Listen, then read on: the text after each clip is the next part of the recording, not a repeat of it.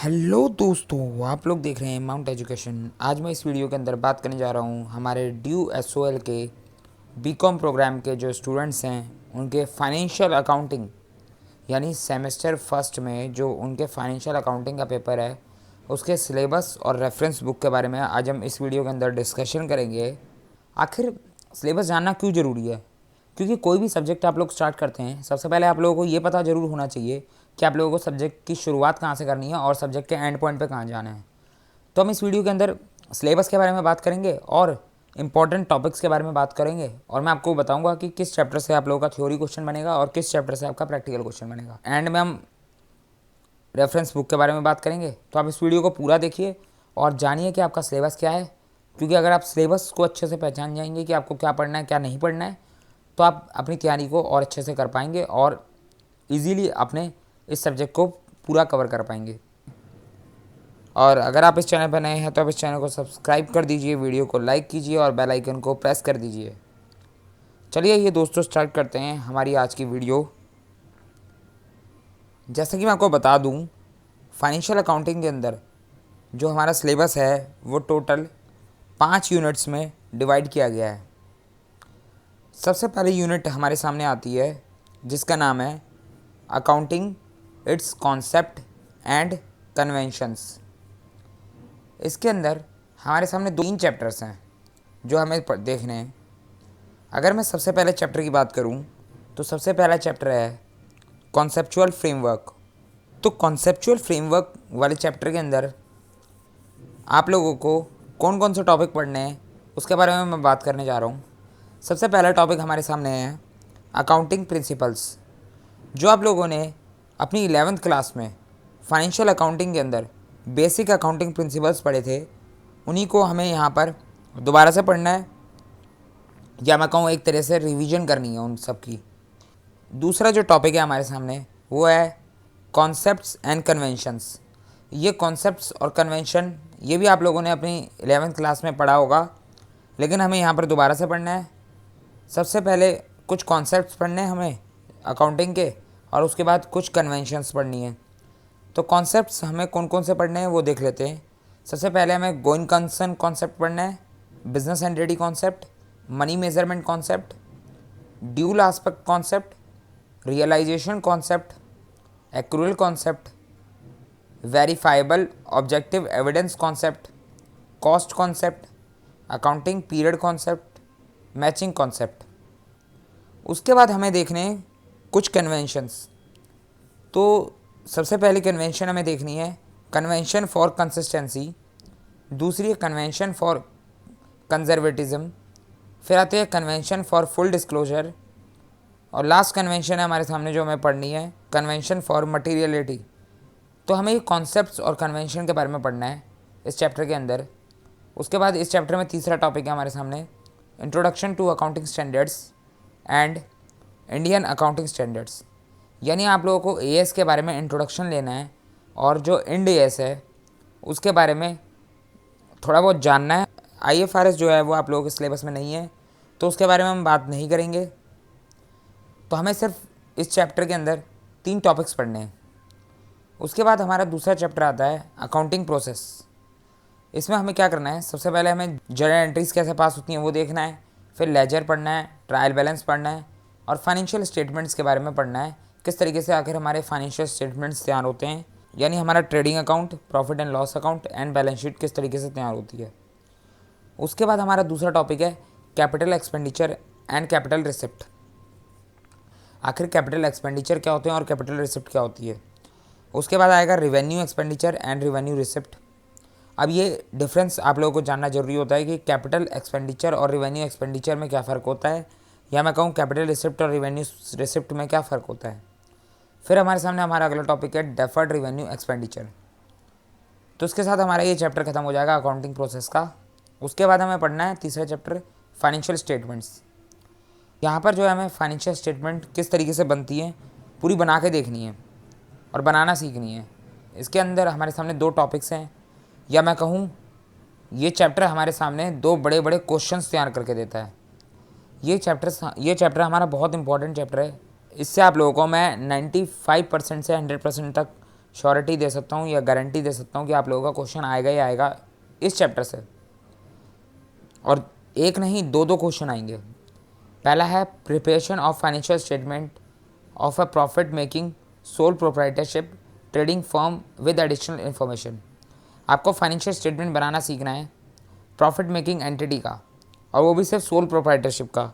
आपको इसके अंदर कंपनी की फाइनेंशियल स्टेटमेंट बनाना नहीं सीखनी, सिर्फ सोल प्रोप्राइटरशिप जो प्रॉफिट मेकिंग एंटिटी होती है उसकी बनाना सीखनी है फाइनेंशियल स्टेटमेंट। उसके बाद हमारा दूसरा टॉपिक है इसके अंदर preparation of financial statement of a not for profit organisation, यानी एनपीओ की फाइनेंशियल स्टेटमेंट बनानी सीखनी है। उसके बाद हमारे सामने ये यूनिट ख़त्म हो जाएगी। फिर आती है हमारी सेकेंड यूनिट जो है हमारी depreciation accounting and inventory valuation. इसमें हमारे सामने दो चैप्टर हैं। पहला है accounting for plant property and equipment and depreciation, यानी ये जो प्लांट प्रॉपर्टी इक्विपमेंट जिसको आप लोग फिक्स एसेट भी बोल सकते हैं, इसकी अकाउंटिंग करना और डेप्रिसिएशन के बारे में सीखना। क्योंकि हम डेप्रिसिएशन तो फिक्स एसेट के ऊपर ही लगाते हैं, और जो फिक्स एसेट है उसका नया नाम जो चेंज कर दिया गया है रिवाइज AS 10 के हिसाब से, वो है प्लांट प्रॉपर्टी एंड इक्विपमेंट। तो हमें AS 10 के बारे में भी इसमें सीखना है, और हमारा AS 6 जो डेप्रिसिएशन अकाउंटिंग है वो भी पढ़ना है। इसके अंदर हमारे सामने 3 टॉपिक आएंगे। पहला है मीनिंग ऑफ डेप्रिसिएशन, दूसरा डिप्लीशन एंड अमोर्टाइजेशन, और तीसरा objective and methods of depreciation. 2 he methods पढ़ने हैं, स्ट्रेट लाइन मेथड और डिमिनिशिंग बैलेंस मेथड, यानी WDV मेथड जो हमारा रिटर्न डाउन मेथड है वो पढ़ना है हमें। तीसरा आता है हमारे सामने टॉपिक चेंज ऑफ मेथड, यानी आप लोग किस तरीके से SLM मेथड यानी स्ट्रेट लाइन मेथड से WDV मेथड में जा सकते हैं, और किस तरीके से आप WDV मेथड से स्ट्रेट लाइन मेथड में जा सकते हैं उसके बारे में, तो उसकी अकाउंटिंग के बारे में हमें जानकारी देनी है इस टॉपिक के अंदर जो है हमारा चेंज ऑफ मेथड का। ये हमारा फर्स्ट चैप्टर खत्म हो गया सेकेंड यूनिट का। इसके बाद हमारे सामने सेकेंड चैप्टर आता है इन्वेंट्री वैल्यूएशन। सबसे पहला टॉपिक है हमारे सामने meaning significance of inventory valuation. दूसरा है इन्वेंट्री रिकॉर्ड्स सिस्टम। अब इन्वेंट्री रिकॉर्ड सिस्टम के अंदर 2 टाइप के सिस्टम पढ़ने हैं, एक पीरियोडिक और दूसरा परपीचुअल। उसके बाद आता है मेथड्स ऑफ इन्वेंट्री वैल्यूएशन। इसमें हमारे सामने 3 मेथड्स हमें जानने हैं। वैसे इन्वेंट्री वैल्यूएशन के कई सारे मेथड्स होते हैं, 10-12 मेथड्स होते हैं, लेकिन आप लोगों को सिर्फ 3 ही पढ़ने हैं। आपके सिलेबस में सिर्फ 3 ही है। फीफो यानी first in first out, LIFO यानी last in first out, and weighted average. और इससे रिलेटेड कुछ रेलिवेंट अकाउंटिंग स्टैंडर्ड्स के बारे में हमें जानना है। तो हम ये सब कुछ देखेंगे हमारे सेकेंड यूनिट के अंदर। अब हम बात करें अपनी थर्ड यूनिट की, तो थर्ड यूनिट है हमारे सामने accounting for hire purchase and lease transaction. तो इसके अंदर हमारे सामने 2 चैप्टर आ गए निकल के, एक हायर परचेज अकाउंटिंग और दूसरा lease transaction. Hire purchase accounting के अंदर हमारे सामने 3 टॉपिक हैं। पहला कैलकुलेशन ऑफ इंटरेस्ट, दूसरा पार्शियल एंड फुल रिपोजिशन। तो इसमें हमें पार्शियल और फुल रिपोजिशन का पूरा कॉन्सेप्ट समझना होता है और उसकी अकाउंटिंग देखनी होती है। तीसरा हमारे सामने टॉपिक है प्रॉफिट कंप्यूटेशन। इसमें प्रॉफिट कंप्यूटेशन हमें करना है, लेकिन सिर्फ stock and debtor system method से हमें इसके अंदर प्रॉफिट कंप्यूटेशन करना है। उसके बाद हमारे सामने सेकेंड चैप्टर आता है थर्ड यूनिट का, जो कि हमारा लीज ट्रांजैक्शन। इसमें सबसे पहला टॉपिक आता है हमारा कॉन्सेप्ट एंड क्लासिफिकेशन ऑफ लीजेस। हमें लीज का कॉन्सेप्ट क्या होता है वो जानना है, और दूसरा क्लासिफिकेशन ऑफ लीज जानना है। तो हमारी होती बेसिकली 2 टाइप की लीजेस हैं, एक होती है हमारी ऑपरेटिंग लीज, दूसरी होती है हमारी फाइनेंशियल लीज। तो इन दोनों के बारे में हम जानेंगे, और इन्हीं से रिलेटेड, इन्हीं दोनों टाइप के लीज से रिलेटेड जो अकाउंटिंग कॉन्सेप्ट हैं और अकाउंटिंग करने का प्रोसेस है वो हम जानेंगे अपने सेकेंड टॉपिक के अंदर, जिसका नाम है lease accounting in the books of lessor और लेसी। अब इस लीज ट्रांजैक्शन के अंदर हमें रेलिवेंट अकाउंटिंग स्टैंडर्ड भी पढ़ना है, यानी हमारा AS 19 और साथ में IND AS 116, इन दोनों को हम पढ़ेंगे इस चैप्टर के अंदर। फोर्थ यूनिट आती है ब्रांच एंड डिपार्टमेंटल अकाउंटिंग। इस ब्रांच एंड डिपार्टमेंटल अकाउंटिंग के अंदर हमारे सामने फिर से 2 चैप्टर आएंगे, पहला ब्रांच अकाउंटिंग और दूसरा डिपार्टमेंटल अकाउंटिंग। ब्रांच अकाउंटिंग की अगर मैं बात करूँ तो इसमें इस चैप्टर के अंदर जो है आपका सिलेबस में फॉरेन ब्रांच के बारे में नहीं है, यानी हमें सिर्फ इंडियन ब्रांच के बारे में जानना है, यानी मैं कहूँ डोमेस्टिक ब्रांच के बारे में पढ़ना है, फॉरेन ब्रांच के बारे में आपके सिलेबस में नहीं है। सबसे पहला टॉपिक है हमारे सामने क्लासिफिकेशन ऑफ ब्रांचेस। यानी ब्रांचेस कितने टाइप की होती हैं वो हमें जानना होगा, जैसे कि डिपेंडेंट ब्रांच होती है, इंडिपेंडेंट ब्रांच होती है, फॉरेन ब्रांच होती है। आप लोगों के सिलेबस में इंडिपेंडेंट ब्रांच भी नहीं है, सिर्फ डिपेंडेंट ब्रांच है। डिपेंडेंट ब्रांच के अंदर भी सिर्फ दो ही तरीके के सिस्टम सिलेबस के अंदर हैं, पहला डेटर सिस्टम और दूसरा स्टॉक एंड डेटर सिस्टम। तो डिपेंडेंट ब्रांच और उसके दो मेथड्स हमें जानने होंगे इस चैप्टर के अंदर। उसके बाद आता है हमारा डिपार्टमेंटल अकाउंटिंग। डिपार्टमेंटल अकाउंटिंग के अंदर हमारे सामने 3 टॉपिक हैं। पहला concept and types of department, आखिर कितने टाइप्स के डिपार्टमेंट होते हैं और डिपार्टमेंट्स का कॉन्सेप्ट क्या होता है। अब डिपार्टमेंट्स तो हर कंपनी के अंदर होते ही होते हैं, हर ऑर्गेनाइजेशन के अंदर होते ही होते हैं, जैसे कि हमारा परचेज डिपार्टमेंट होता है, सेल डिपार्टमेंट होता है, मार्केटिंग डिपार्टमेंट होता है। तो ये किस तरीके से अपनी सेपरेटली अकाउंटिंग करते हैं उसके बारे में हमें इस चैप्टर के अंदर पढ़ना होगा। दूसरा टॉपिक है हमारे सामने basis of allocation of departmental expenses, आखिर क्या बेस होता है डिपार्टमेंटल के खर्चों को बांटने का। तीसरा टॉपिक है हमारे सामने मेथड्स ऑफ डिपार्टमेंटल अकाउंटिंग, हमें डिपार्टमेंटल अकाउंटिंग के मेथड्स पढ़ने हैं, लेकिन इसके अंदर हमें एक मेथड नहीं पढ़ना जो कि हमारा memorandum stock and memorandum markup accounting method. ये क्या होता है ये आप लोगों को जैसे आप समझोगे आपको समझ में आ जाएगा जब आप ये टॉपिक पढ़ोगे, अभी आप लोगों को समझ में नहीं आएगा। तो अब हमारी 4th यूनिट ख़त्म हो गई और हमारी लास्ट बचती है हमारी 5th यूनिट। 5th यूनिट के अंदर जो है आप लोगों को पढ़ना है कंप्यूटराइज अकाउंटिंग सिस्टम। अब ये कंप्यूटराइज अकाउंटिंग सिस्टम बेसिकली जो है ये टॉपिक रेगुलर कॉलेजेस के लिए ज़्यादा इंपॉर्टेंट है, क्योंकि वहाँ पर प्रैक्टिकल लैब में प्रैक्टिकली उनका एग्ज़ाम होता है 25 नंबर का, जिसमें उनको मार्क्स मिलते हैं, और आपका थ्योरी एग्ज़ाम होता है 75 नंबर का। लेकिन एसवाल के अंदर कोई प्रैक्टिकल एग्ज़ाम का जैसा सिस्टम तो है नहीं, तो यहाँ पर जो होता है थ्योरी पेपर ही होता है। तो आपको सिर्फ इसकी थ्योरी पढ़नी है, प्रैक्टिकल लैब का कोई मामला तो है नहीं। तो थ्योरी के जो जो कॉन्सेप्ट हैं आप लोगों को इन सबकी सिर्फ थ्योरी पढ़नी है कंप्यूटराइज अकाउंटिंग सिस्टम की। ये मैंने आपको कुछ कॉन्सेप्ट यहाँ पर लिख के दिए हैं। पहला है computerise accounts by using any popular accounting software, दूसरा है क्रिएटिंग अ कंपनी, तीसरा है कॉन्फ़िगर एंड फीचर सेटिंग, फिर आता है creating accounting ledgers and groups, फिर है creating stock items and groups, अगला है voucher entry, generating reports, cash book, ledger accounts, trial balance, profit and loss account, balance sheet, fund flow statement, cash flow statement, selecting and shutting a company, and last topic है हमारे सामने backup and restore of data of a company.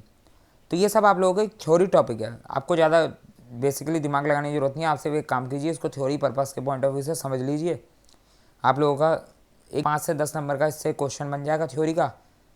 या फिर आपको एसवाल ने एक option दिया हुआ है कि आप अपनी 5th यूनिट में या तो इस चैप्टर को पढ़ लीजिए जो आपका थ्योरी चैप्टर है, या फिर आप 5th यूनिट के अंदर अकाउंटिंग फॉर पार्टनरशिप फॉर्म पढ़ लीजिए। इसके अंदर आप लोगों के 2 टॉपिक हैं और इससे आपका एक प्रैक्टिकल क्वेश्चन बन के तैयार हो जाएगा। पहला है पार्टनरशिप अकाउंट्स, जिसमें आता है fundamentals, admission, retirement and death of a partner. तो आपको बेसिकली फंडामेंटल्स जानने हैं, आखिर पार्टनरशिप अकाउंट्स के क्या फंडामेंटल्स होते हैं, क्या बेसिक प्रिंसिपल्स होते हैं। और दूसरा फिर हमें पढ़ना होगा admission of a partner, retirement of a partner और death of a partner. Death of a partner आपके सिलेबस में ज़्यादा डिटेल में है नहीं, आपको थोड़ा थोड़ा जानना है उसके बारे में सिर्फ।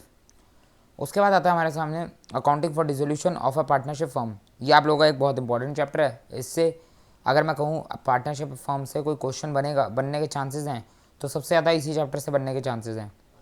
इसके अंदर 2 टॉपिक आपको पढ़ने हैं, एक है dissolution of partnership firm including insolvency of partner, तो आपको इसमें इंसॉल्वेंसी ऑफ पार्टनर पढ़ना है। दूसरा टॉपिक है हमारे पास सामने gradual realisation of asset and piecemeal payment of liability. ये जो दूसरा टॉपिक है हमारे सामने कि किस तरीके से हम अपनी एसेट्स को सेल करते हैं और लाइबिलिटी को पे ऑफ करते हैं with the help of peace mill distribution method. ये बहुत इंपॉर्टेंट टॉपिक है, मैं या फिर मैं कहूँ बहुत इंपॉर्टेंट मेथड है। सबसे ज़्यादा चांस बनते हैं, अगर मैं कहूँ 5th यूनिट से, तो सबसे ज़्यादा इसी टॉपिक से क्वेश्चन बनने के चांस बनते हैं। तो मैं आपको कुछ इंपॉर्टेंट टॉपिक्स के बारे में बताऊँ, आखिर किससे प्रैक्टिकल क्वेश्चन बनेगा या किससे थ्योरी क्वेश्चन बनेगा, या आप लोग कौन कौन से चैप्टर आप लोगों के लिए इंपॉर्टेंट है। फर्स्ट यूनिट की बात करूँ मैं सबसे पहले, तो हमारे सामने फर्स्ट यूनिट के अंदर ये जो कॉन्सेप्चुअल फ्रेमवर्क वाला चैप्टर है, इससे आप लोगों का सिर्फ थ्योरी क्वेश्चन बनेगा एक। फिर है हमारे सामने अकाउंटिंग प्रोसेस, इससे capital expenditure and receipt, revenue expenditure and receipt और डेफर्ड रेवेन्यू एक्सपेंडिचर, आपको इन टॉपिक्स के बारे में जानना है। बाकी ऊपर से मुझे नहीं लगता कोई क्वेश्चन बन के तैयार होगा, इनमें से कोई एक क्वेश्चन आप लोगों का बन सकता है एग्जाम में। फिर आता है हमारे सामने फाइनेंशियल स्टेटमेंट। ये तो मैंने आपको बोला ही है, इससे आप लोगों के एक दो बड़े क्वेश्चन बन के तैयार होंगे, वो भी प्रैक्टिकल। तो आपको इसके बारे में पढ़ना ही पढ़ना है, मोस्ट इंपॉर्टेंट चैप्टर है आप लोगों का। उसके बाद आता है depreciation accounting and inventory valuation. इन दोनों ही चैप्टर से एक एक बड़ा क्वेश्चन बन सकता है बड़े आराम से।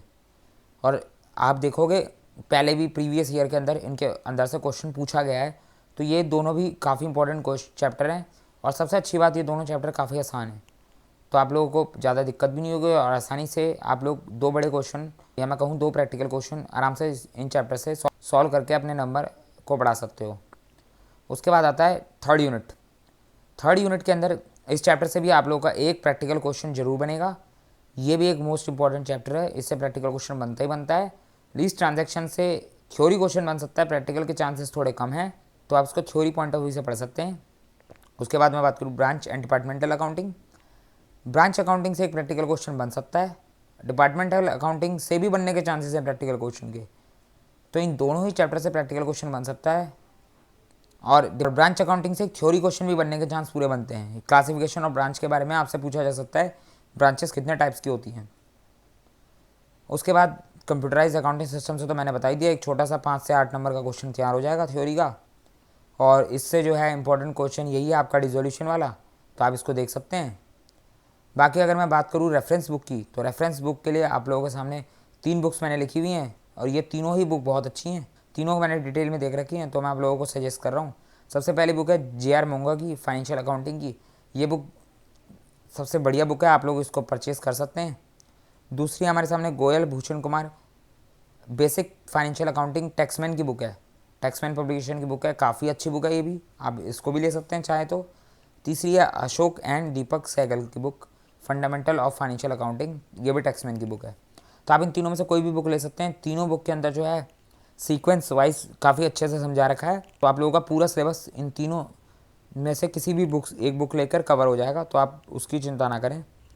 और फाइनेंशियल अकाउंटिंग की कुछ क्लासेस का लिंक जो है मैंने आपको डिस्क्रिप्शन बॉक्स के अंदर दे रखा है। सबसे पहले उसमें मैंने हायर परचेज अकाउंटिंग स्टार्ट कराई थी, हम क्लासेस को कंटिन्यू करेंगे। आप कमेंट सेक्शन में जो है कमेंट करके अपनी क्लासेस की डिमांड कर सकते हैं। जैसे जैसे डिमांड ज़्यादा आती जाएंगी हम क्लासेस को जल्द से जल्द स्टार्ट करने की कोशिश करेंगे और आपको इस चैनल पे free of cost classes provide करवाएंगे। तो आप जो है इस चैनल से जुड़े रहिए। इस चैनल को सब्सक्राइब नहीं किया तो चैनल को ज़रूर सब्सक्राइब कर दीजिए। वीडियो पसंद आए तो वीडियो को लाइक कीजिए और वीडियो को ज़्यादा से ज़्यादा शेयर कीजिए।